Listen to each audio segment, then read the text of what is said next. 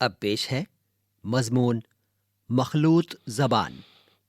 اردو پر ایک اعتراض یہ کیا جاتا ہے کہ یہ مخلوط زبان ہے۔ اس سے تو کسی کو انکار نہیں ہو سکتا کہ یہ ٹھیٹھ ہندوستانی زبان ہے۔ اب رہی یہ بات کہ یہ مخلوط ہے تو مخلوط ہونا کوئی عیب نہیں بلکہ ایک اعتبار سے خوبی ہے۔ یوں تو دنیا میں کوئی زبان خالص نہیں، ہر زبان نے کسی نہ کسی زمانے میں دوسری زبانوں سے کچھ نہ کچھ لفظ لیے ہیں۔ یہاں تک کہ جو زبانیں مقدس کہلاتی ہیں وہ بھی اچھوتی نہیں۔ مخلوط زبان میں ہوتا یہ ہے کہ غیر زبان جو کسی قوم کو سیکھنی پڑتی ہے مخلوط نہیں ہوتی، بلکہ اس کی اپنی زبان غیر زبان کے میل سے مخلوط ہو جاتی ہے۔ بینے یہی حال مسلمانوں کے آنے کے بعد ہوا۔ فارسی مخلوط نہیں ہوئی بلکہ مقامی زبان فارسی سے مخلوط ہو کر ایک نئی زبان بن گئی ہے۔ یہ بھی ایک مسلم ثبوت ہے کہ غیر زبان کے لفظ جو کسی زبان میں داخل ہو جاتے ہیں یا کسی زبان کو مخلوط کرتے ہیں تو اصلی زبان کے صرف و نحو کو ہاتھ نہیں لگاتے۔ یہی صورت اس مخلوط زبان اردو میں پیش آئی کہ فارسی کا اثر اسماء صفات تک رہا، البتہ بعض حروف عطف مثلاً اگر، مگر، اگرچہ، لیکن وغیرہ آ گئے۔ اصل صرف و نحو بالکل دیسی زبان کی رہی، اور جب ضرورت پڑی فارسی عربی لفظوں کو ہندی قالب میں ڈھال کر اپنا لیا۔ مثلاً عربی الفاظ بدل، کفن، دفن، قبول سے بدلنا، کفنانا، دفنانا، قبولنا، مصدر بنا لیے۔ اسی طرح فارسی سے بخشنا، فرمانا، نوازنا، داغنا وغیرہ بنا لیے گئے۔ یہ سب اردو ہو گئے، فارسی عربی نہیں رہے۔ بدیسی لفظوں سے زبان خراب نہیں ہوتی بلکہ برخلاف اس کے اس میں وسعت، قوت اور شان پیدا ہو جاتی ہے۔ یہ سچ ہے کہ بہت سے غیر ضروری الفاظ بھی باہر سے آ کر داخل ہو جاتے ہیں۔ غیر ضروری سے میری مراد لفظوں سے ہے جن کے ہم معنی لفظ پہلے سے زبان میں موجود ہیں، لیکن مترادف الفاظ سے کوئی نقصان نہیں بلکہ زبان میں اضافہ ہو جاتا ہے۔ اور زبان کی فطرت کچھ ایسی واقع ہوئی ہے کہ ایک مدت کے استعمال کے بعد مترادف الفاظ کے مفہوم میں خود بخود ایسے نازک فرق پیدا ہو جاتے ہیں جس سے زبان کی لطافت بڑھ جاتی ہے، اور جو لفظ پہلے غیر ضروری سمجھے جاتے تھے ضروری ہو جاتے ہیں۔ یہ خیال بھی صحیح نہیں کہ بدیسی الفاظ سے زبان بوجھل اور بھدی ہو جاتی ہے۔ وہ لفظ جو غیر زبان سے آ کر داخل ہو جاتے ہیں وہ اس نوعیت کے ہوتے ہیں کہ زبان میں پوری طرح کھپ جاتے ہیں اور ان کی اجنبیت بالکل جاتی رہتی ہے۔ اس لیے وہ زبان پر بار نہیں ہوتے بلکہ ان میں اور دیسی لفظوں میں آسانی اور وسعت پیدا کرتے ہیں۔ صفحہ 75۔ انسانی خیال کی کوئی تھا نہیں اور نہ اس کے تنوع اور وسعت کی کوئی حد ہے۔ زبان کیسی ہو، وسیع اور بھرپور ہو، خیال کی گہرائیوں اور باریکیوں اور نازک حروفوں کو صحت کے ساتھ ادا کرنے میں قاصر رہتی ہے، اور یہی وجہ ہے کہ ان کے ادا کرنے کے لیے طرح طرح کے جتن کیے جاتے ہیں۔ مترادف الفاظ ایسے موقعوں پر بہت کام آتے ہیں۔ مترادف الفاظ سب ہم معنی نہیں ہوتے، ان کے مفہوم اور استعمال میں کچھ نہ کچھ ضرور فرق ہوتا ہے۔ اس لیے ادائے مطالب میں ان کی اہمیت بڑھ جاتی ہے۔ خاص کر شاعری کے اغراض کے لیے مترادف الفاظ کا کثرت سے ہونا بہت کام آتا ہے۔ شاعر ان کے ذریعے سے لطیف خیال اور نازک سے نازک جذبات کو ادا کر سکتا ہے، پھر اس سے ردیف و قافیے کے لیے بہت سہولت ہو جاتی ہے۔ ادیب اور شاعر کے لیے لفظ کا انتخاب بڑی اہمیت اور قدر و قیمت رکھتا ہے۔ ایک برمحل صحیح لفظ کا انتخاب کلام میں جان ڈال دیتا ہے۔ مخلوط زبان میں انتخاب کی بہت گنجائش ہوتی ہے۔ ذوق کا شعر ہے: مزے جو موت کے عاشق بیاں کبھو کرتے، مسیح و خضر بھی مرنے کی آرزو کرتے۔ خاصا شعر ہے مگر کوئی خاص بات نہیں۔ میر تقی میر اسی مضمون کو یوں ادا کرتے ہیں: لذت سے نہیں خالی جانوں کا کھپا جانا، کب خضر و مسیحا نے مرنے کا مزہ جانا۔ یہاں کھپا جانا کے لفظ نے کیا کام کیا ہے، کوئی دوسرا لفظ رکھ کر دیکھیے، یہ بات نہیں آئے گی۔ اسی شعر میں لذت اور مزہ دو مترادف لفظ ہیں۔ اگر ایک ہی لفظ دونوں جگہ استعمال ہوتا تو شعر سست اور بے مزہ ہو جاتا ہے۔ محبت ہے یا کوئی جی کا ہے روگ، سدا میں تو رہتا ہوں بیمار سا۔ ہماری زبان میں مرض، بیماری، روگ، عارضہ مترادف ہیں، لیکن ایک سچا شاعر یا ادیب خوب سمجھتا ہے کہ کون لفظ کہاں استعمال کرنا چاہیے۔ اسی شعر میں جی کے ساتھ روگ کی جگہ مرض یا بیمار یہ لطف نہ دے گا۔ غرض فارسی کے میل سے ہماری لغت میں بے بہا اضافہ ہوا ہے۔ الفاظ کے ساتھ ساتھ خیالات بھی آ جاتے ہیں۔ صفحہ 76۔ صرف لفظوں کا ذخیرہ کوئی چیز نہیں، بڑی چیز ان کا استعمال ہے جو خیال کے صحیح طور پر ادا کرنے، مترادفات کے نازک فرق، خیالات میں صفائی اور صحت بیان پیدا کرنے میں بڑی مدد دیتے ہیں۔ اور یہ نہ بھی ہو تو ایک فائدہ یہ بھی ہے کہ بار بار ایک لفظ کے اعادے سے جو بیان میں بھدا پن آ جاتا ہے وہ رفع ہو جاتا ہے اور کلام میں حسن پیدا ہو جاتا ہے۔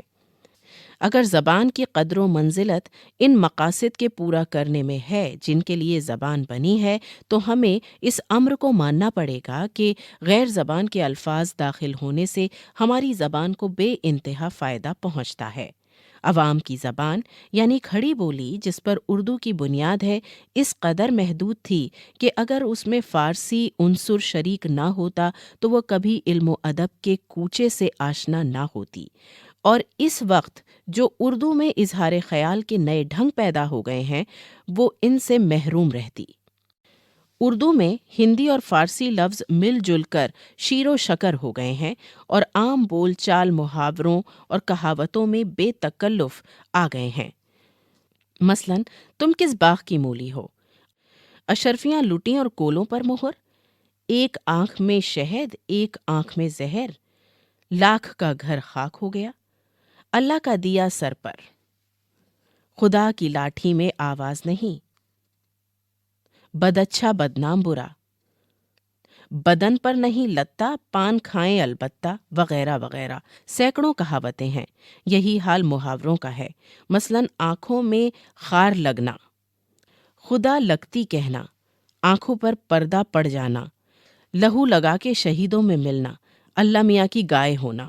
مخلوط زبان میں ایک آسانی مرکب الفاظ کے بنانے میں بھی ہوتی ہے۔ دیکھیے ہندی فارسی کے میل سے کیسے اچھے اچھے مرکب لفظ بن گئے ہیں۔ مثلاً دل لگی، نیک چلن، جگت استاد، بھتیج داماد، گھر داماد، سمجھدار، گنڈے دار، اگالدان، عجائب گھر، کفن چور، جیب گھڑی، امام باڑہ، منہ زور وغیرہ ہزاروں مرکبات ہیں۔ مخلوط زبانوں کے بننے کے دوران میں ایک اور بات بھی عمل میں آتی ہے جو قابل غور ہے، یعنی ان میں سے ہر زبان کو اس خیال سے جانے کہ ایک دوسرے کی بات آسانی سے اور جلد سمجھ میں آ جائے، اپنی بعض خصوصیات ترک کرنی پڑتی ہیں اور صرف ایسی صورت باقی رکھنی پڑتی ہے جو یا تو مشترک ہوتی ہیں یا جن کا اختیار کرنا دونوں کے لیے سہل ہوتا ہے، اور اس طرح دونوں میں توازن سا پیدا ہو جاتا ہے جو فریقین کے لیے سہولت کا باعث ہوتا ہے۔ اردو کے بننے میں بھی یہی ہوا۔ فریقین یعنی ہندو و مسلمان دونوں نے اپنی اپنی زبانوں میں قطر بیوت کی، اپنی مخصوص خصوصیات ترک کیں اور اس قربانی کے بعد جو زبان بنی اسے اختیار کر لیا، جو اب بھی ہماری ملکی اور قومی زبان ہے اور ہندوستان کی مشترک اور عام زبان ہونے کا درجہ حاصل کر چکی ہے۔ ہم نے اسے قربانی دے کر حاصل کیا ہے اور کسی کا منہ نہیں ہو سکتا کہ ہم سے چھڑا لے۔ ایک حکیم کا قول ہے کہ غیر اقوام کے لوگوں کو اپنی قوم میں اس طرح جذب کر لینا کہ اپنے اور غیر میں امتیاز نہ رہے، بلا شبہ مشکل کام ہے، لیکن غیر زبان کے الفاظ کو اپنی زبان میں اس طرح جذب کر لینا کہ معلوم تک نہ ہو کہ یہ غیر ہیں، اس سے بھی زیادہ مشکل کام ہے۔ یہ استعداد اردو میں بدرجہ کمال موجود ہے۔ اس میں سینکڑوں ہزاروں لفظ غیر زبانوں کے اس طرح گھل مل گئے ہیں کہ بولنے اور پڑھنے والوں کو خبر تک نہیں ہوتی کہ دیسی ہیں یا بدیسی، اپنے ہیں یا پرائے۔ غرض ہماری زبان ایک خوش رنگ اور ہرا بھرا گلدستہ ہے جس میں رنگ برنگ کے خوبصورت پھول اور نازک پتیاں ہیں۔ کیا ہم اس وہم سے کہ اس میں گلاب بدیسی ہے اور کچھ پتیاں باہر کے پودوں کی ہیں انہیں نوچ کر پھینک دیں گے؟ اگر کوئی ایسا کرے تو سراسر نادانی ہے۔ مجھے سر تیج بہادر سپرو کے اس قول سے حرف بحرف اتفاق ہے کہ یہی زبان جسے ہم اردو کہتے ہیں تنہا وسیلہ ہے جس سے ہندو اور مسلمان ایک دوسرے کی تہذیب کو سمجھ سکتے ہیں۔ یہی وہ ذریعہ ہے جس سے ہندو مسلمان میں اتحاد پیدا کیا جا سکتا ہے۔ میرے خیال میں اس سے بڑھ کر کوئی غلطی نہیں ہو سکتی کہ اس زبان کو مٹانے اور اس رشتے کو توڑنے کی کوشش کی جائے۔ تلخیص: مولوی عبدالحق۔ مشق: لفظ و معنی: مخلوط، ملا جلا، ملی جلی، مقدس، پاک، بینہ، بالکل وہی، ویسی ہی، بلا تعمل، بلا جھجک، صرف و نحو، لفظ اور جملے کے قواعد، ہاتھ نہ لگانا، مدد نہ کرنا، ساتھ نہ دینا، اسماء، اسم کی جمع، نام، نام، صفات، صفت کی جمع، خصوصیات، قالب، جسم، پیکر، وسعت، پھیلاؤ،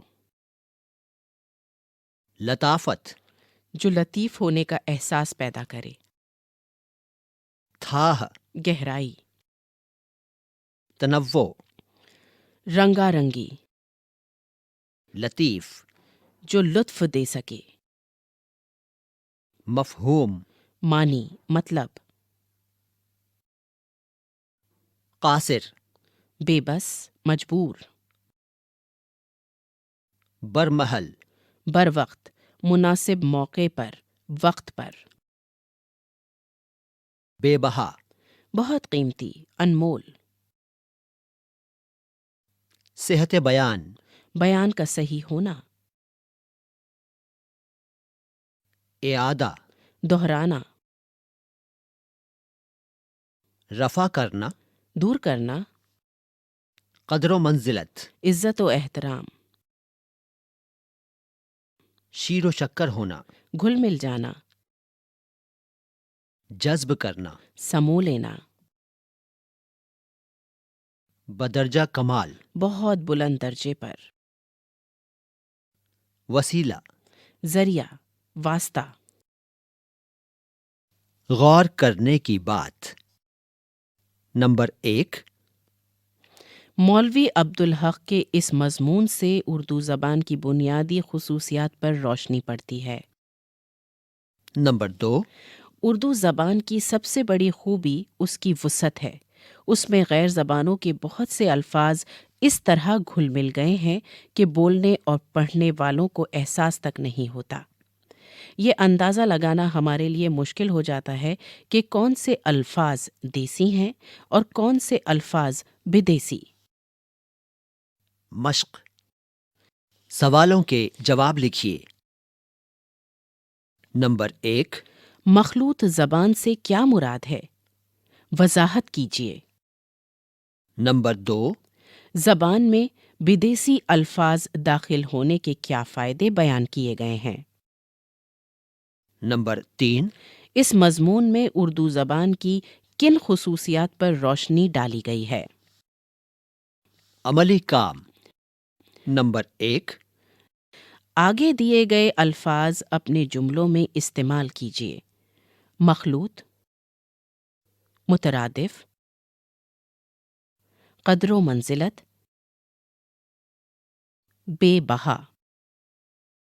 نمبر 2، سبق میں جو محاورے اور کہاوتیں بیان کی گئی ہیں ان کی فہرست بنائیے۔ نمبر 3، اس مضمون میں سر تیج بہادر سپرو نے اردو زبان کے بارے میں جو کہا ہے اسے اپنے لفظوں میں بیان کیجیے۔ نوائے اردو بھاگ 2۔ For more updates, subscribe our channel, click the bell icon for all notifications.